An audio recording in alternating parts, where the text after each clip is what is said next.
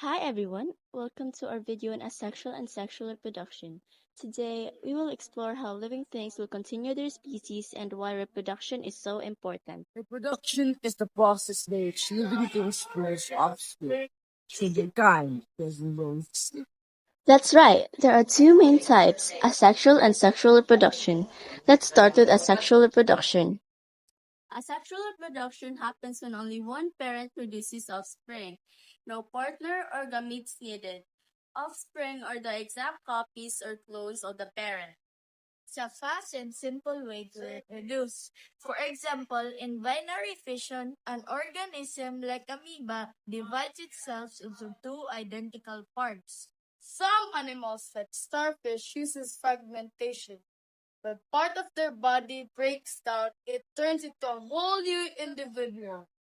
Another example is woody, seen in hierarchies, where small bud grows in the parent's body to create new organisms.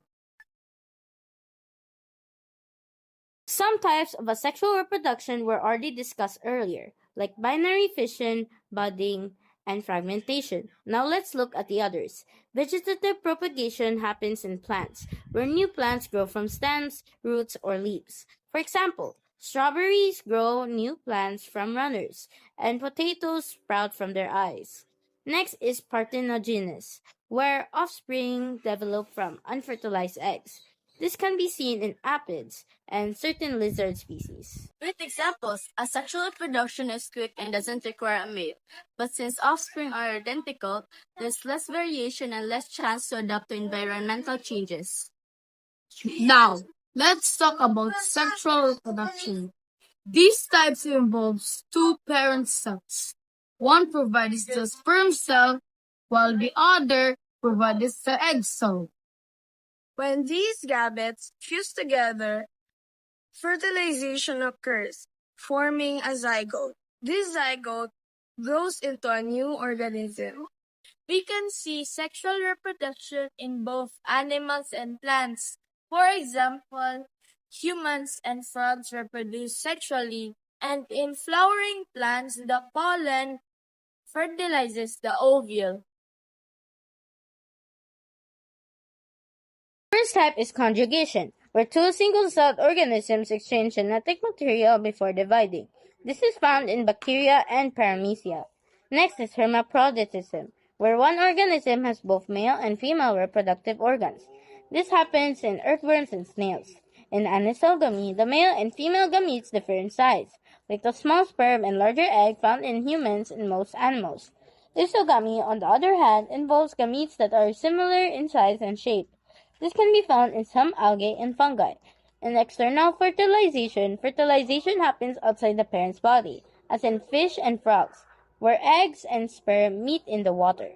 Finally, internal fertilization takes place inside the parent's body, protecting the developing embryo, just like in humans, dogs, and most mammals.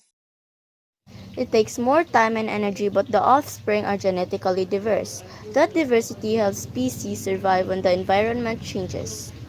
Let's compare asexual and sexual reproduction.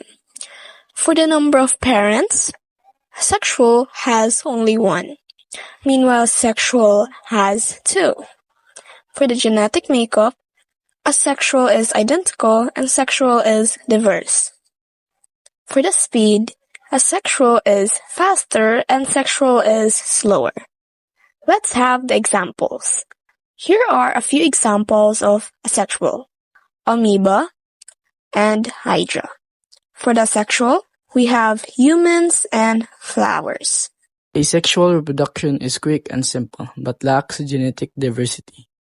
Meanwhile, sexual reproduction takes longer but gives variation, which helps species to adapt and survive. So in summary, both asexual and sexual reproduction are vital for life on Earth.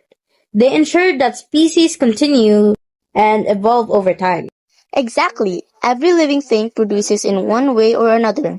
That's how life continues.